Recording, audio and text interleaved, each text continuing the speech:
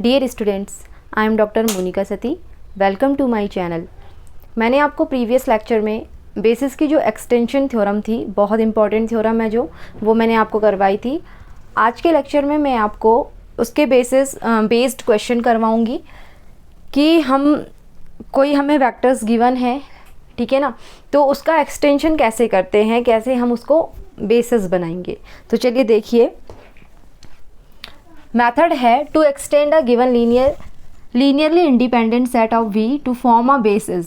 ठीक है, तो हमें क्या करना है, जो गिवन लीनियरली इंडिपेंडेंट सेट हमें दिए हुए होंगे किसमें, बेसिस के फॉर्म में, तो उसको एक्सटेंड कैसे करना है। तो उसके लिए इनपुट जो होगा a linearly independent set S equals to V1, V2 up to so on Vm।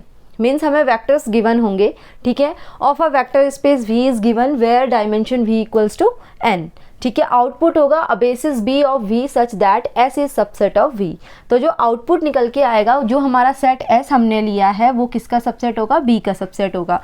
तो वर्किंग स्टेप इसमें कैसे है कि हमें क्या करना है क्वेश्चन में, let S dash equals to E1 E2 up to so on En।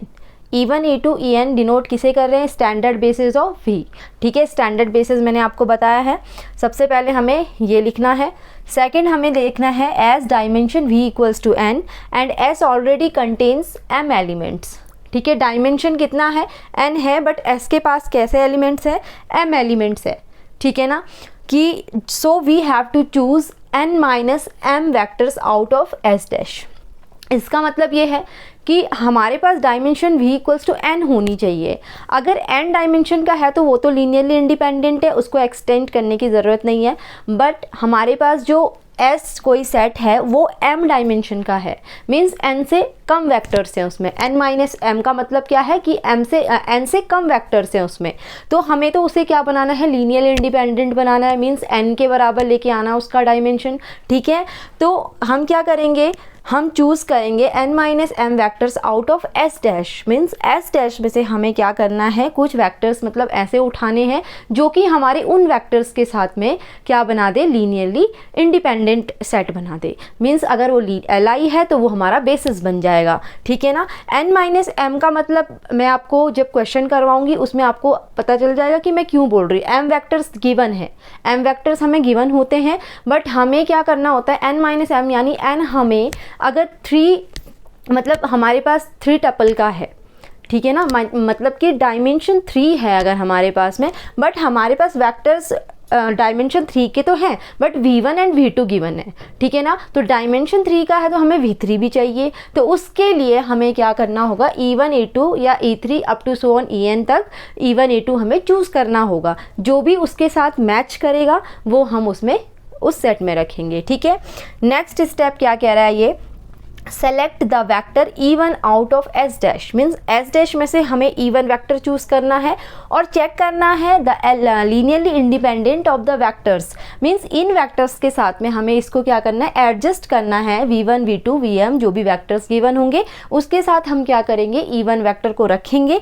अगर इफ़ दीज आर LD, अगर ये सारे तब भी E1 रखने के बाद भी ये क्या आते हैं, लीनियरली डिपेंडेंट आता है सेट, तो हम क्या करेंगे, रिमूव कर देंगे E1 को, फिर हम E1 को नहीं रखेंगे। और अगर E1 को रखने के बाद लीनियरली इंडिपेंडेंट आता है तो हम क्या लेंगे, E1 को ले लेंगे। ठीक है, हमें क्या बनाना है, उसको Li सेट बनाना है। ठीक है, next now select the vector E2। अगर E1 रखने पे LD आ जाता है तो हम सेलेक्ट करेंगे, E1 को हटाकर हम क्या सेलेक्ट करेंगे, E2 वैक्टर सेलेक्ट करेंगे।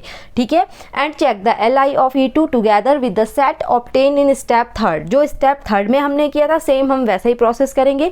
E2 को रख के भी हम वैक्टर्स के साथ में देखेंगे कि ये हमारा Li सेट बना रहा है या नहीं बना रहा है। अगर तो Li सेट बना रहा है तो E2 क्या हो जाएगा, उसके साथ में लीनियरली इंडिपेंडेंट सेट हो जाएगा, वो उस वैक्टर का एक एलिमेंट हो जाएगा। ठीक है, तो ये क्या हो गया हमारे पास में, अगर LD हो रहा है तो हम E2 को भी क्या करेंगे, रिमूव करेंगे, और अगर Li हो रहा है तो हम E2 को रहने देंगे। ठीक है, ऐसे ही हम क्या करेंगे, लास्ट स्टेप है, repeat the above process for E3 E4 up to until n minus m vectors out of S, जब तक कि हमें n माइनस m वैक्टर्स ना मिल जाए। ठीक है ना। जब तक कि उनके डायमेंशन क्या ना आ जाए, n के बराबर ना आ जाए, तो हम क्या करेंगे, तब तक हम सेलेक्ट करते रहेंगे these n minus m vectors together with s form a basis b of v। ठीक है, जब n माइनस m वैक्टर्स हमें मिल जाएंगे तो ये क्या बन जाएगा, हमारा एक फॉर्म बन जाएगा बेसिस b ऑफ v का। ठीक है, तो ये था वर्किंग स्टेप कि किस तरीके से हमें क्वेश्चंस देखना है। अब क्वेश्चन करवा देती हूँ जिससे आपको और क्लियर हो जाएगा कि किस तरीके से मैं बात कर रही हूँ, कैसे हमें E1, E2, E3 को उसमें एडजस्ट करना है। तो चलिए देखिए, क्वेश्चन है हमारे पास में, extend the set of vectors 0, 1, 2, 2, -1, 4 to form a basis of R3। ठीक है, तो हमारे पास वेक्टर्स गिवन है V1 एंड V2, बट हमारा बेसिस किस फॉर्म का बन रहा है, R3 का। मीन्स तो जो डायमेंशन आई है वो डायमेंशन क्या होती है, dimension of V equals to n होता है, R to the power n यानी R टू द पावर 3। तो डायमेंशन इसमें क्या आ गई, 3 आ गई, बट इसकी डायमेंशन तो सिर्फ क्या है, 2 ही है। तो हमें क्या करना है, n डायमेंशन बनाने के लिए हम क्या करेंगे, स्टैंडर्ड बेसिस का यूज़ करेंगे। ठीक है, तो सबसे पहले जो मैंने वर्किंग स्टेप में बताया था, solution, we know that the standard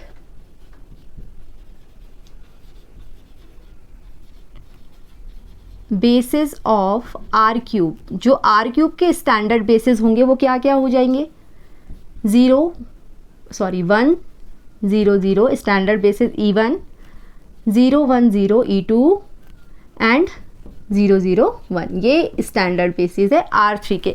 ऐसे ही अगर R4 होता तो 1 0 0 0 इस तरीके से लेते हैं हम। ठीक है ना, वो इस तरीके से 4 डायमेंशन का लेते हैं हम। तो ये हमारे स्टैंडर्ड बेसिस है, और ये हमारा क्या है, S के अंदर के वेक्टर थे V1 एंड V2। ठीक है, 0 1 2 2 -1 एंड 4, ये तो हमारे पास वेक्टर्स हैं। ठीक है, जब हम स्टैंडर्ड बेसिस ले लेते हैं तो हम क्या करेंगे, उन स्टैंडर्ड बेसिस को भी इसके साथ लिख लेंगे।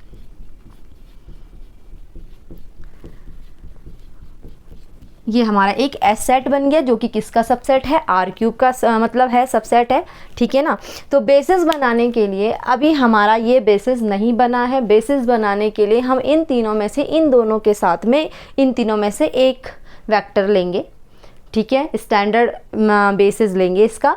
तो इनमें से अगर इन दोनों के साथ में कोई जो भी एडजस्ट हो जाता है, E1, E2, E3 जो भी एडजस्ट हो जाता है, जो भी Li वेक्टर्स देंगे, तो वो हमारा क्या बन जाएगा, उस सेट का बेसिस बन जाएगा। ठीक है ना, लीनियरली इंडिपेंडेंट सेट बनाना है। ठीक है, तो देखो R3 की बात हो रही तो हमें 1 2 3 वेक्टर्स की ही ज़रूरत है, हमें 5 वेक्टर्स की ज़रूरत नहीं है। तो इसीलिए इन तीनों में से हमें देखना पड़ेगा इन दोनों के साथ में। ठीक है, और हम Li कैसे प्रूफ करते हैं, हम उसकी रैंक फाइंड करेंगे पहले। अगर तो रैंक हमारी क्या आ जाती है, जिसके साथ में 3 आ जाएगी। ठीक है, अगर रैंक 3 आ जाती है तो वो हमारा इसके साथ में एडजस्ट हो जाएगा। तो चलिए करके देखते, एक बार पहले मैं इसके साथ कर लेती हूँ। ठीक है, तो एक सेट ए में कोई मैट्रिक्स ले लेती हूँ, जो वेक्टर 0 1 2 2 -1 4, और इसमें से इन 3 स्टैंडर्ड में से मैं एक स्टैंडर्ड बेसिस ले लूँ 1 0 0। ठीक है, अब इसमें एलिमेंट्री ऑपरेशन का यूज़ करेंगे। वो मैंने आपको प्रीवियस लेक्चर में बताया है कि एलिमेंट्री ऑपरेशन का कैसे हम यूज़ करते हैं अपने मैट्रिक्स में रैंक निकालने के लिए। ठीक है, तो रैंक फाइंड इसकी करेंगे हम लोग। तो इसको देखो, ये क्या हो जाएगा, ये 1 यहाँ पे 0 है, तो हम क्या करें, इसको इंटरचेंज कर देंगे। तो हम R3 को इंटरचेंज कर देंगे, R1 को इंटरचेंज कर देंगे R3 में। ठीक है, तो ये हो जाएगा यहाँ से 0 1 सॉरी R3 को तो 1 0 0, ये ऊपर चला गया, ये हो जाएगा 2 -1 4 0 1 2। अब देखो ये तो 0 बना हुआ है, हमें इसको 0 करना है, इस वाले को। रैंक निकालने के मेथड से बता रही हूँ। तो हम क्या करेंगे, R2 10 2 R2 -2 R1 ये लगा देंगे। ठीक है, तो ये हो जाएगा यहाँ से 1 0 0। R2 पे लगा रहे तो R2 का क्या हो गया, 2 -2। ठीक है, -1 0 सॉरी -1। ठीक है, ये रह जाएगा 4, ये रह जाएगा 0 1 2। ठीक है, अब हमें इसको 0 बनाना है, इस वाले को 0 बनाना है। तो कैसे करेंगे हम करेंगे यहाँ से R3 10 2 R3 + R2, ये कर लो। ठीक है, तो ये हो जाएगा यहाँ से इधर कर लेती हूँ मैं इसको, ये हो जाएगा यहाँ से 1 0 0 सेम रहेगा, 0 -1 4 रहेगा, और ये क्या हो जाएगा 1 + 1 0, क्योंकि यहाँ पे माइनस था तो ये 0 हो जाएगा, और ये कितना हो गया 6 हो गया। तो ये देखो अब हम इसमें कुछ भी चेंज नहीं कर सकते, कोई भी ऑपरेशन नहीं लगा सकते, क्योंकि ये हमारा 3×3 का बन गया है। तो इसका मतलब क्या हुआ कि E1 के साथ में ये दोनों वेक्टर्स ने क्या बना दिया, अपना लीनियरली इंडिपेंडेंट सेट बना दिया है। ठीक है, तो जो हमारे पास लीनियरली इंडिपेंडेंट सेट आ रहे हैं वो है 0 1 2 2 -1 4 एंड 1 0 0। तो लिख लोगे तुम, क्या लिख लोगे कि हेयर रैंक A = 3, ठीक है,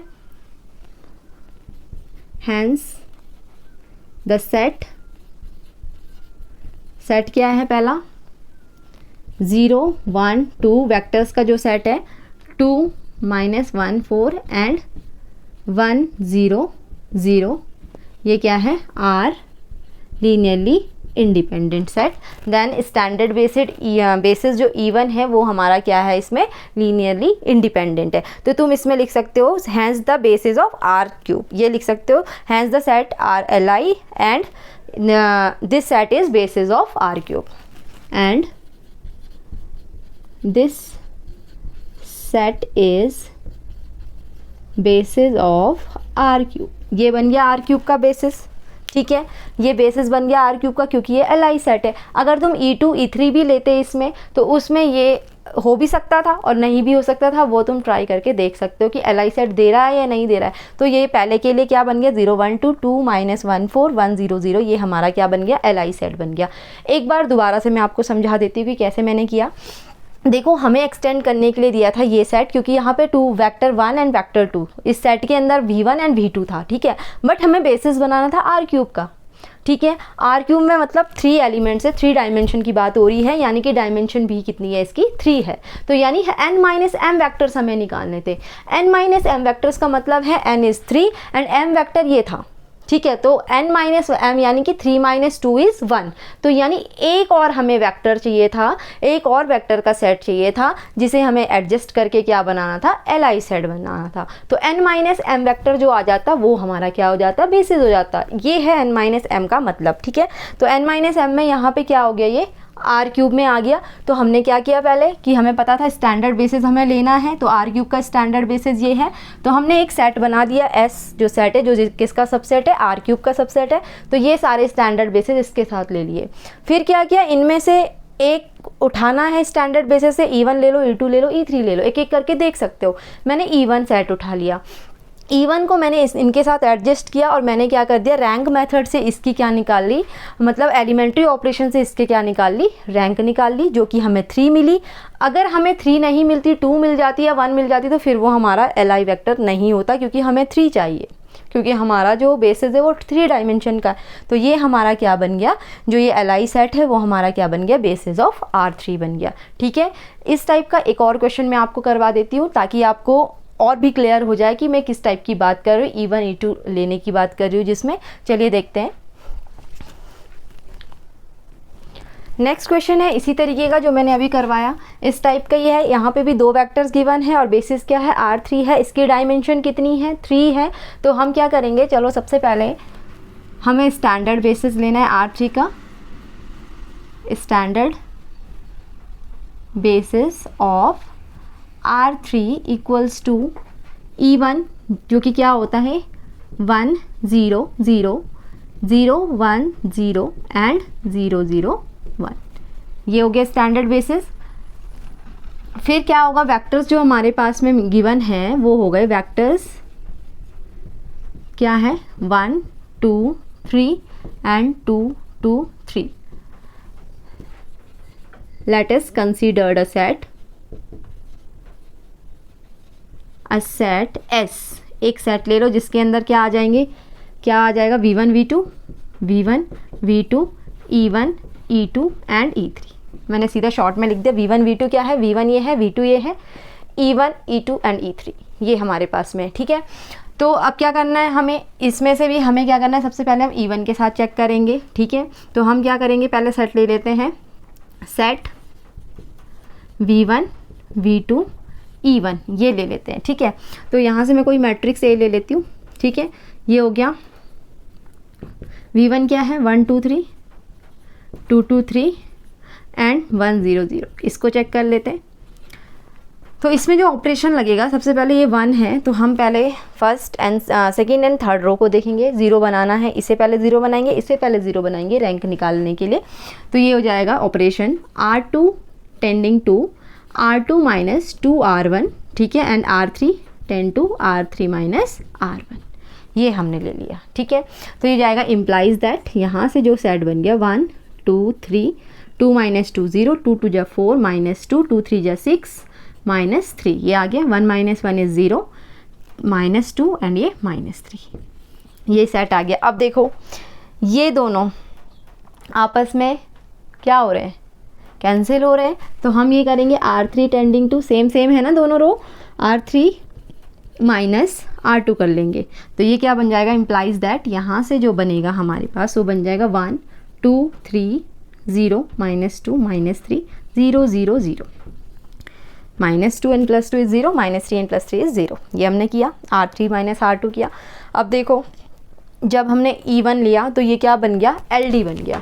E1 लेने पे ये LD बन गया क्योंकि एक रो 0 आ गई। इसकी जो डायमेंशन आई वो जो इसका रैंक आया वो कितना आया 2, विच इज़ लेस देन क्या है, डायमेंशन ऑफ वेक्टर्स। जो वेक्टर्स की डायमेंशन है, डायमेंशन कितनी है वेक्टर्स की 3, R3 है क्योंकि, और 2 वेक्टर्स हमें गिवन है, हमें एक और वेक्टर इसमें जोड़ना होता है जो Li देगा हमें, बात यही है, ठीक है। तो यहाँ पे 2 आया है और 2 तो होना ही नहीं चाहिए, ठीक है। तो इसका बेसिस 2 नहीं होगा, मतलब इसके बेसिस में 2 वेक्टर्स नहीं आएंगे, 3 वेक्टर्स चाहिए। तो इसीलिए ये इसका मीन्स जो स्टैंडर्ड बेसिस 1 0 0 लिया हमने, E1 चूज़ किया, वो इसके साथ में Li सेट नहीं बना रहा है। तो हम चूज़ करेंगे, अब यहाँ पे हम लिख देंगे। इतना लिखने के बाद मैं इसको रफ कर देती हूँ। इतना लिखने के बाद ये हो जाएगा, यहाँ मैंने चूज़ कर लिया, ये इसके बाद लिखना इसमें नाउ चूज़,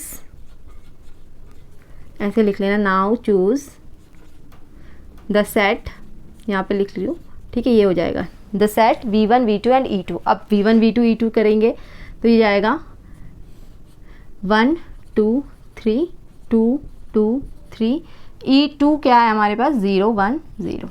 चलो अब इसको करके देखते हैं कि इसके साथ में ये Li वेक्टर दे रहा है या नहीं दे रहा है, ठीक है। तो चलो ये हो जाएगा यहाँ से R2 tending to R2 minus 2 R1, same implies that ये हो जाएगा 1 2 3 0 माइनस 2 एंड माइनस 3 0 1 0, ठीक है। तो हम कर सकते हैं इसको R2 इंटरचेंज R3 में कर लो। तो ये हो जाएगा इम्प्लाइज दैट 1 2 3 0 1 0 0 माइनस 2 माइनस 3, ऐसे लिख लिया। अब हम क्या कर सकते हैं, इस वाले वेक्टर को हमें 0 बनाना है। तो हम करेंगे R3 tending to R3 minus plus 2 R2, ये हम करेंगे। तो ये हो जाएगा यहाँ से, ये हमारे पास आ जाएगा implies that 1 2 3 0 1 0 0 minus 2 and plus 2 is 0 minus 3। तो ये हमारे पास क्या आ गया, नॉन ज़ीरो रोज़ हमें मिल गई। तो रो एचलन फॉर्म जो मैंने आपको बताई थी उससे भी ये हमारी जो रैंक मिल रही है वो मिल रही है 3, जो कि क्या है डायमेंशन V यानी कि R³ के बराबर है, ठीक है ना। ये तो हमें मिल गया, इसने Li वेक्टर्स दे दिए। तो हैंस द सेट, हैंस ऐसे लिख देना, हैंस द सेट 1 2 3 2 2 3 एंड 0 1 0, मतलब जो स्टैंडर्ड बेसिस था E2 उसके साथ में इसने Li सेट बनाया है। तो ये क्या बन गया हमारा, hence the set this is Li linearly independent and basis of R³, ये लिख सकते हैं। तो इस तरीके से हमें एक्सटेंशन के क्वेश्चंस करने हैं। अगर आपको R4 में भी आ जाए तो आप स्टैंडर्ड बेसिस चूज़ करके उसमें से 1 to 1 चेक करना, जिसके साथ भी Li जो वेक्टर्स हैं उनका कॉम्बिनेशन अगर Li सेट जिस वेक्टर के साथ भी बना रहा है तो वो हमारा बेसिस हो जाएगा उस डायमेंशन का, ठीक है, तो ये है एक्सटेंशन का क्वेश्चंस। नेक्स्ट जो थ्योरी है, आज एक्सटेंशन वाले क्वेश्चंस कंप्लीट हो गए हैं, तो नेक्स्ट जो पार्ट है वो है कोऑर्डिनेट वेक्टर। कोऑर्डिनेट वेक्टर क्या होता है, चलिए देखिए। नेक्स्ट टॉपिक है कोऑर्डिनेट वेक्टर। कोऑर्डिनेट वेक्टर क्या होता है, if the set B equals to V1 V2 up to so on Vn is a basis of a vector space Vf, then a vector V belongs to V can be expressed uniquely as V equals to a1 V1 plus a2 V2 plus up to so on an Vn. For some scalars a1 a2 up to so on an, the coefficient a1 a2 up to so on an in the linear combination of V are called coordinates of V relative to the basis V. The vector a1 a2 up to so on an is called the coordinate vector of V relative to the basis of V B. तो हमें क्या करना है, coordinate vector क्या है, जो ये scalars हैं, पहले तो हम इसे लीनियर कॉम्बिनेशन के फॉर्म में जब हम इसे एक्सप्रेस करते हैं वो इस तरीके से करते हैं, वो मैंने पहले आपको बता दिया है, जिसमें जो इसके स्केलर्स होते हैं a1 a2 up to so on an, तो a1 a2 an की जो वैल्यूज़ आएंगी, जो स्केलर्स की वैल्यूज़ आएंगी वो हमारे कोऑर्डिनेट्स होते हैं, ठीक है ना। तो वो कोऑर्डिनेट वेक्टर्स होंगे जो हमें गिवन होगा, वो रिलेटिव होंगे हमारे बेसिस b से, जो a1 a2 an वेक्टर्स आएंगे, ठीक है ना, वो क्या होंगे, कोऑर्डिनेट वेक्टर होंगे v के, और वो किससे रिलेटिव होंगे, बेसिस ऑफ b के, ठीक है। तो इसमें एक क्वेश्चन है, find the coordinates of vector -1 2 3 4, ठीक है। हमें क्या फाइंड करना है, कोऑर्डिनेट्स ऑफ वेक्टर फाइंड करना है, इस वेक्टर के कोऑर्डिनेट्स फाइंड करने हैं जो कि किससे रिलेटिव होंगे, ordered basis b equals to, ये हमें ऑर्डर्ड बेसिस दिया हुआ है, बेसिस कितने डायमेंशन का दिया है, 4 डायमेंशन का दिया हुआ है, तो हमें इसके कोऑर्डिनेट्स फाइंड करने हैं, वो क्या होंगे, a1 a2 a3 and a4, ठीक है। तो क्या होगा, इसको इस तरीके से लिखते हैं पहले, ठीक है। Let us consider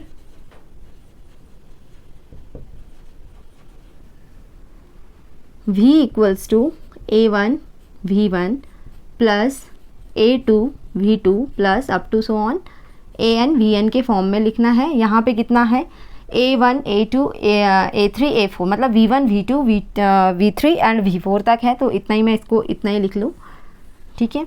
a1 v1 plus a2 v2 plus a3 v3 plus a4 v4, ठीक है। लीनियर कॉम्बिनेशन के फॉर्म में लिखते हैं। वेक्टर हमें क्या मिला हुआ है, -1 2 3 4, a1 v1 क्या है, 0 1 1 0, फिर प्लस a2 फिर 0 0 1 1 प्लस a3 1 0 0 1, ये हो गया, ठीक है, प्लस a4 0 1 0 एंड 0, ये हमारे पास में क्या है, लीनियर कॉम्बिनेशन का फॉर्म है इसका, ठीक है। तो तब क्या हो जाएगा, ये हम कैसे लिखेंगे इसे, ये देखो, इसको यहाँ मल्टीप्लाई करो, a1 0 हो गया प्लस a2 भी 0 हो गया, तो ये क्या आ जाएगा, a3 आ जाएगा, कॉमा, फिर ये आएगा a1 प्लस a2 0 है, a3 भी 0 है, प्लस a4, इसको अंदर मल्टीप्लाई कर रही हूँ और प्लस कर रही हूँ, ठीक है।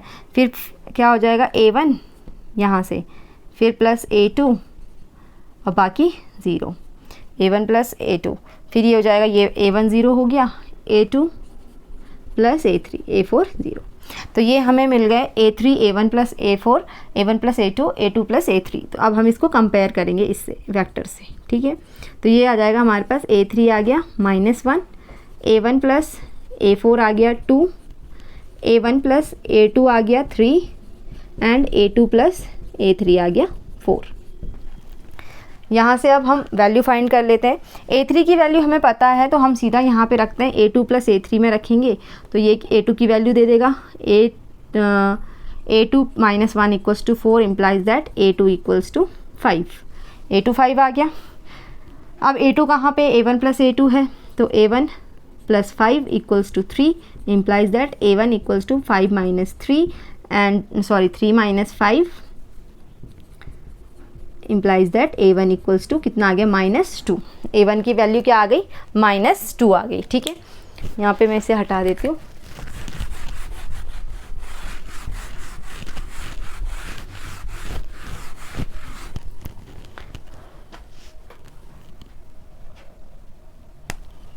तो ये हो गया। फिर अब किसकी वैल्यू चाहिए हमें, a1 की मिल गई, a2 की मिल गई, a3 की मिल गई, a4 की चाहिए हमें।